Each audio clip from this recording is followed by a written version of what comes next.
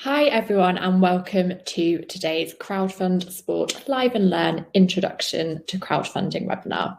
My name's Grace and I'm a coach here at Crowdfunder. So today we're going to be speaking to you all about crowdfunding and as well as the Sports England Return to Play Active Together Fund. At the end of today's session, we will be sharing a link to our Crowdfunder Learn platform, which will give you all of the tools that you need to run a successful crowdfunder. So just some housekeeping points before we start. So we've allowed 30 minutes for today's session, but it could be a bit less just depending on how many questions we get. If you do have any questions, there is a question box on the right-hand side of your screen, so just pop them in there. A few of these will be answered as we go along by our moderator, and then there'll be some time for Q&A at the end. We are currently working from home, so please bear with us if our internet cuts out, and likewise if you have any issues, refreshing the page generally does help. And then finally, you can see us but we can't see you, so don't worry. So today we're going to be hearing from our dedicated sports coach Chloe, as well as someone who has run a successful crowdfunding campaign. So first of all, I'm going to introduce Chloe. Chloe, are you there? Hi, Grace. How you doing? I'm good. How are you doing? I'm really well, thank you. Enjoying the sunshine. Me too. So I am going to hand over to you to talk us through crowdfunding. Sure. Great. So crowdfunding is a great way to raise money and awareness for your organisation through engaging with the community. You'll set up a crowdfunding page that will look a little bit like this one here. Promote that page to your community or your crowd, and those that want to support you or maybe fancies one of your rewards will make a pledge to help you reach your goal. When setting up your page, first of all, please don't worry if you're not too tech savvy. The platform's really easy to use and we're here to help you every step of the way as well. So it's really important to make a lovely, engaging page and think about your audience being the whole community. Don't fall into the trap of simply making a page for your club members. They're already the most likely to support you. So you want your page to be engaging for someone in your community who isn't necessarily interested in your sport, but might be able to help you reach your goal by making a pledge. So the best way to do that is to include plenty of information.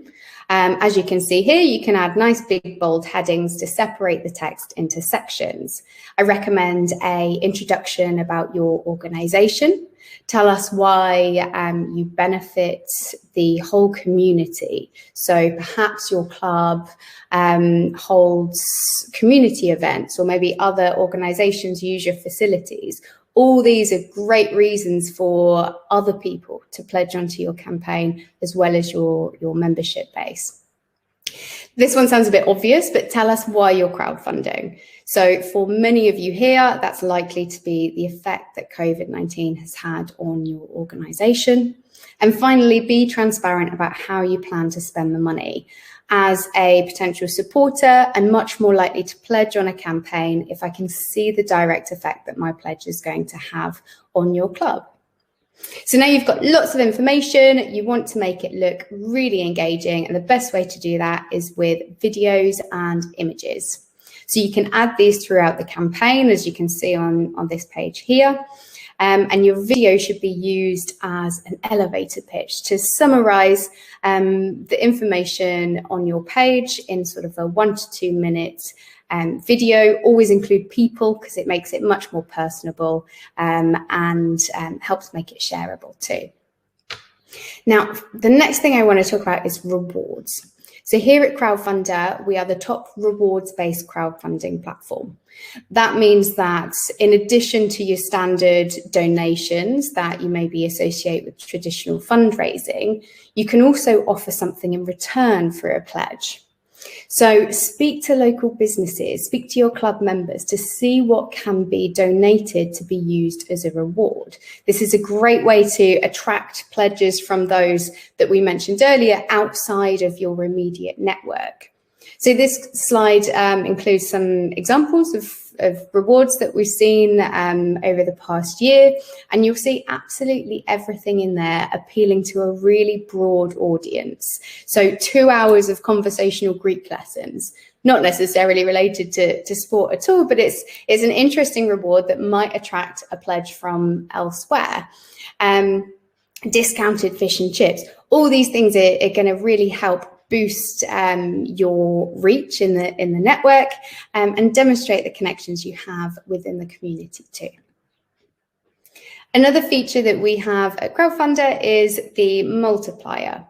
So this allows people to fundraise on behalf of your project. So you'll set up your crowdfunding campaign as usual, we'll activate the multiplier, and then people can fundraise and set up a sort of child project to help raise money for your cause. So this is an example of a lacrosse club that did just that. They actually had 44 fundraising campaigns as part of their campaign as a whole. So 44 members of their club did something to help raise money. That could have been a sponsored run, a sponsored hula hoop, or maybe the teams or squads in your club want to compete to see who can raise the most. This is a fab way of getting more people involved in your campaign and potentially adding a bit of a competitive element too. So I'm sure many of you are aware that we have teamed up with Sport England to offer the Active Together initiative. As part of this initiative, Sport England have released a whopping £2.5 million to help sports clubs overcome the financial difficulties of the pandemic. Each project can receive up to a maximum of £10,000 towards their project, or up to a maximum of 50%. This does differ depending on your IMD decile. So if you're in a more affluent area, you may get around 30%. And if you're in a more deprived area, it's likely to be closer to the 50%. So let me tell you how that works. So you'll set up your crowdfunding campaign, and then you can apply to extra funding through your dashboard through Crowdfunder. It's very important to note that your project page needs to look great before applying for extra funding, because Sport England will review your project page as well as your application form. So make sure you've included lots of images, videos, rewards, and so on before you hit apply. Sport England respond to applications really quickly. The team there are absolutely fab. And they will let you know how much they're willing to support your campaign with, at which point you can start crowdfunding. Once you reach 25% of your target and the required supporter numbers, that's when the pledge will go onto your campaign and push you closer to your target. Now, I mentioned required supporter numbers there. That depends on what your target is. So in the table there, you can see how many supporters you need depending on your target. So if I'm running a campaign with a target of £10,000, I can see that I need at least 50 unique supporters in order to activate that pledge from Sport England. Once the pledge goes on, you need to continue crowdfunding to make sure that you reach 100% of your target, at which point everything you raised and the Sport England funding is secure. If your campaign still has some time left to run, you can then add a stretch target, which helps avoid your campaign looking complete and gives your audience a reason to continue supporting you. Now, you guys are all at an advantage here because sport crowdfunds really, really well. And that makes sense to me because crowdfunding is all about the crowd getting together and cheering for a common goal. And I think the same can be said about sports. Here's a little selection of some of the clubs that we've seen crowdfund successfully over the past year. And you'll see all sorts on there, from scuba diving to rugby, cricket, gymnastics, whatever your sport is, you can crowdfund for it. I think that's all from me for the time being. Grace, I'm going to hand back to you. Thank you, Chloe. That was so interesting and really, really helpful. So thank you for going through that. And like I said earlier, we also have someone else that's joining us today. So we have Chris here, who is from the British Young Shooters Association, and they have successfully raised £12,652 with 172 supporters. So if you've got any questions for Chris, just pop them in the chat box and we can go through them. We've got some questions for Chris now anyway. So Chris, would you like to say hi and introduce yourself first of all? Yeah, sure thing. Can you hear me? Yes, can hear you. Fantastic, good. Yeah, so I'm Chris Green. I'm the Gallery Rifle Captain for the British Young Shooters Association. And at BYSA, we are all about trying to increase participation of young people in target shooting sports, whatever their ability and background. So this was, we got involved in crowdfunding because it just seemed like a really great opportunity for us to be able to pull in some funding at a time where we were really in quite dire need of support. Okay, great. And then so in terms of your crowdfunder, what was it that you were actually like raising the funds for? So essentially what we want to try and do with the club is provide a forum for people to be able to get involved in the sport, whatever their ability and whatever their background. We provide a variety of different disciplines. Target shooting in itself is a really, really varied sport, and there's something for everyone there.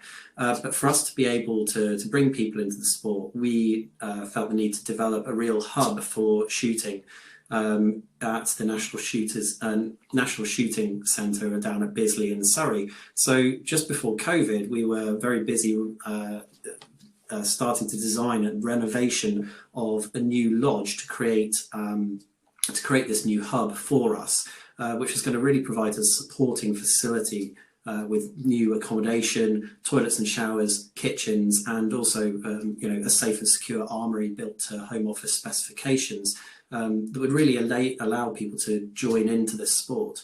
Obviously with COVID then coming along, that somewhat derailed our plans and put a lot of uncertainty on it.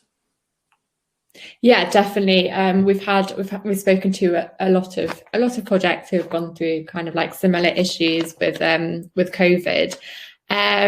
What was it that you found worked kind of well, and what did you find maybe worked not so well with your crowdfunding? So in terms of what worked well, actually, I thought the platform itself is excellent. It's really easy to work with and very simple to put together. Something that looks really professional at the outset, and it's quite simple to put together a very exciting page with sort of photos, videos, and such. So having something that was easy to work with was really useful for us, and we worked with that using a bit of sort of Google Drive and things to work with other members of the committee to pull together text narrative and to put image files and things together. So very easy to work with, very easy to put together something that looks really professional and can really excite people. In terms of challenges, for us it was really about time and expertise. So for us, we were balancing our day jobs alongside what's essentially a construction program to renovate this lodge, as well as developing the crowdfunder itself, and we really overcame that through delegation and playing to the committee's strengths. So for me, for example, I have an academic research background. I'm quite used to looking at grant applications and thinking about how they can be tailored to make sure we got the right messaging in there. We had other members of the club working on providing the image files, and where we lacked expertise, for example, putting together a really hard-hitting, interesting video, we lent on the community itself as well and went out to them to see if we could find someone to volunteer to assist us, and luckily we did with that. So we were able to kind of outsource to people who really believed in what it was that we were trying to achieve. Yeah, definitely. It's really, really important to kind of have that team of people behind you and not kind of like just do everything with one person, and kind of like drawing on different expertise, definitely. So in terms of, you obviously had 172 supporters, which is amazing. How did you kind of get that support, and how did you kind of encourage people to pledge? I think we're really quite lucky to have a really supportive community that really believed in what it was that we were trying to achieve. I mean, essentially what we're about is the future of the sport. It's bringing young people into a sport that people are really passionate about, and a sport that, you know, unlike many others, will allow people of, you know, any sort of age, gender, ability to actually shoot shoulder to shoulder with people. So it's something that the community itself has a lot of belief in. Our primary route to access them was through social media, and the community is increasingly connected through social media as it is. So we primarily used our Facebook, so our existing club Facebook page. As it was, we were conducting renovation work at the same time as the crowdfunder was running. So that was able to really sort of continue to drum up interest by providing fairly frequent updates with photos, videos, what's been happening, you know, this particular week, getting a bit of banter and things going as well, and just general, you know, sort of conversation around it. We also used a Facebook target shooting community group as well, which has international reach, again, because many of our shooting disciplines are shot at the Olympics and Commonwealth. So we were able to reach an international audience that way, and you know, we received £500 from one person in Canada, for example. But we're also really indebted to one of the admins who's fairly well known in the community and was pinning our posts and posting fairly frequently on our behalf as well to really push our campaign. So again, it was a mix of, I think, our work as well as you know, working with that community as well.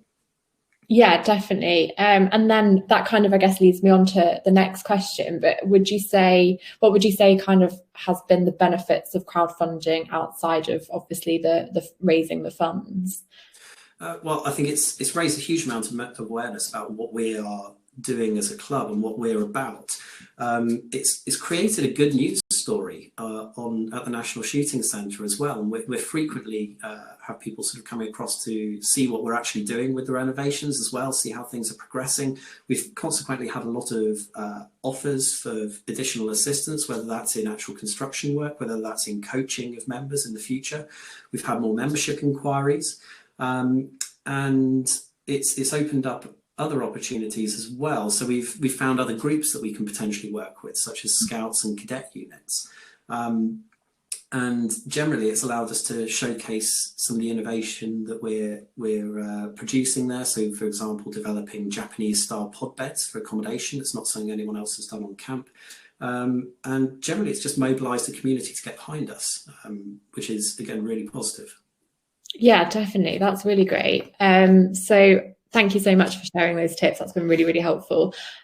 We have some audience questions as well. So I'm going to ask Chloe to come back, please, and I will ask you guys both the questions from the audience.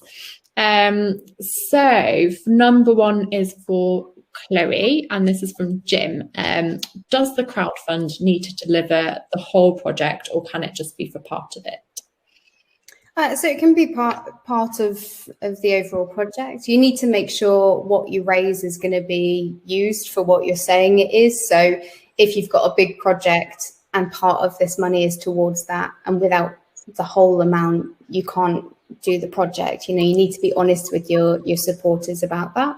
But generally speaking, yes, it can be part of a wider fundraising activity. Great, thank you. And then another one for Chloe is from Robin saying, is the Sport England grant predicted on the number of member support the campaign has? Does that make sense? I'm not entirely sure of the question. So maybe it's to do with supporter numbers. So you need a certain number of supporters in order to activate the Sport England grant, for sure. It doesn't matter how many members you've got, but it does matter how many supporters. So that's why you really need to connect with the whole community and appeal to a broader audience. Okay, great. And then one for Chris is, we want to boost our profile in the area. Have you found this campaign has brought in any new members? Yeah, so we've had a number of new membership applications, and actually one of the rewards that we added to the page was for membership as well, so we used that as a route to get members. But also, it's again just raised a bit of awareness, got a lot more interest going around this as well. But the other thing as well as members is it's also bringing in coaches, and so our membership is very focused around really sort of 18 to 30 type of age group, but we've had older people sort of coming in who are interested in just helping out and coaching, and that in itself is actually hugely beneficial too. Okay, great, thank you for that. Another one for Chloe is from Charlotte, saying, is there a time limit to the Sport England match funding? The project I'm looking at is a 2-year funding project. Okay, so kind of got two answers to this question. So the funding itself is limited, so there's only so much money that will be available. However, there's no set end date, and we do hope to be continuing working with Sport England for as long as we possibly can. In terms of your campaign itself, you will set the duration for your campaign anywhere between 2 and 8 weeks. We recommend 4 weeks is ideal, because it gives you enough time to promote that campaign far and wide and really celebrate it without exhausting both your audience and yourself. It's hard work. You certainly don't want to be doing a crowdfunding campaign for 2 years. I'm sure Chris will agree with that. Yeah, in many ways as well, I think short and sweet is better, because you're trying to sort of capture a bit of a moment in many ways. And so, I mean, we pushed for, I think, 6 weeks in the end, but I've seen plenty that have gone for 4 weeks. And I think we had a lot of discussion about that. You need to maintain the momentum for that period of time. Definitely. And then we have another question from Hajara, for Chloe again, saying, hello, thank you for providing this platform. My question is, can social enterprise sports-specific social enterprises use this platform? It seems to be specifically for sports clubs. Yes, so to be eligible for extra funding from Sport England, you need to be a not-for-profit organisation that brings sport to the community. So you don't need to be a sport club. We have lots of CICs that take part in the initiative. But as long as you're not for profit and you're bringing sport to the community, then this is the one for you. It's worth noting we also have lots of other extra funders as well, and you can apply to more than one. So we have lots of regional extra funders. So it's worth checking out that extra funding tab to see if you might be able to tap into some other funds in addition to this one too. Great. And then we've also got a question about if gift aid can be added onto the donations. Yes, it can. And then, Chris, this is a question that we get asked quite a lot for sports clubs and kind of crowdfunders that don't necessarily have a product to offer. But what kind of rewards did you offer as part of your crowdfunder? So I think we had a real mix. So I mentioned we had membership earlier on. We also put together things like pin badges and kind of merch essentially. But we reached out to external organisations, for example, people who were running things like the Kempton Classic Arms Fair or the Target Shooting Show and things, and asked them for some tickets for that. And we got really positive responses off them. I think we had about 12 tickets even. To some of those just to dish out, but I think one of the key bits of advice actually we got from Chloe was that we should make sure that our rewards weren't just focused on very sport target shooting orientated things, so that they should be rewards that anyone could pick up, even if they're from outside of that community. So we have things like jars of honey, packs of nutrient bars, and things like that as well, to kind of broaden the scope. We also had sporting equipment and things like putting your name on the board of supporters if you provide over X amount of money. I always think it's a good idea to have someone in mind in the community that has no interest in your sport whatsoever. How can you get that person to pledge on your campaign? And if you're offering local rewards that aren't necessarily related to shooting or cricket or whatever sport you're involved in, immediately you're broadening that network and you're tempting that mystery person to make a pledge and help you get to your goal. Great, thank you. That's really helpful. Just a couple more questions for Chris. And Charlotte, sorry, yes, I should have mentioned at the beginning, we will be sending you the slides and a replay of the webinar later on. So Chris, do you think this has been a better experience than a more traditional grant application? Yeah, in many ways, yes. I think it's probably more complex than just a standard grant application. In some ways, you've potentially got, I think, a higher reward payout potentially, or likelihood of winning to a degree, because with a crowdfunder, you are at least going to get something back. But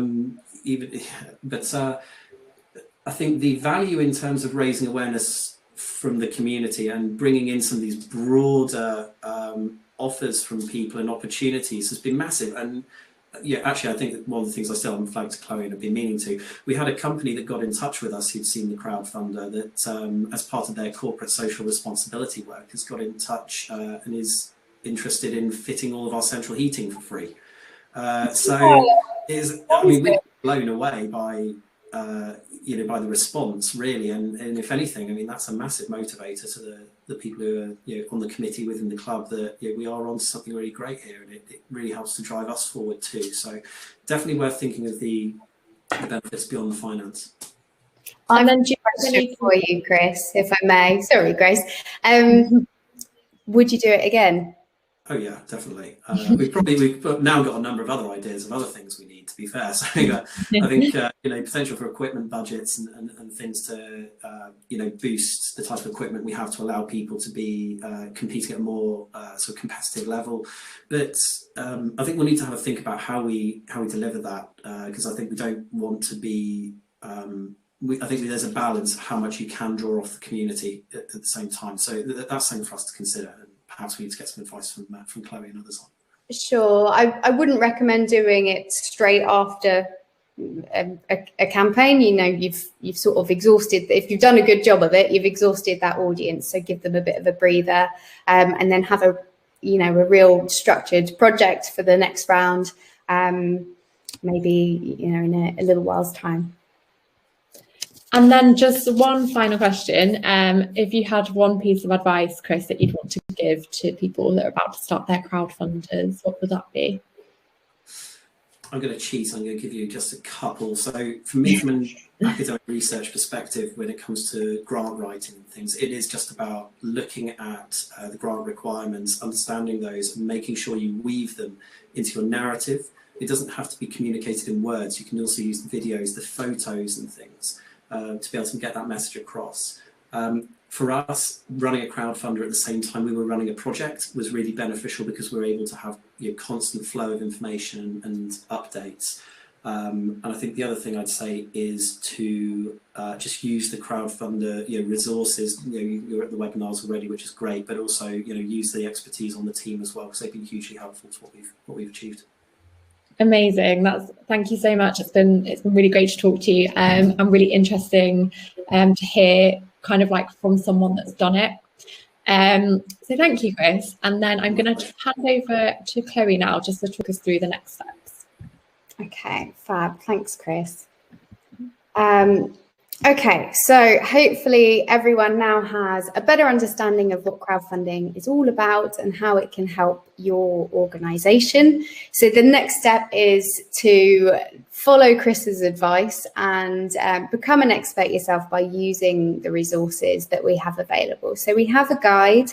I am here to help you along the way too, but the first step should be the online learning platform. There's loads of tips and tricks to help you make a really successful crowdfunding campaign.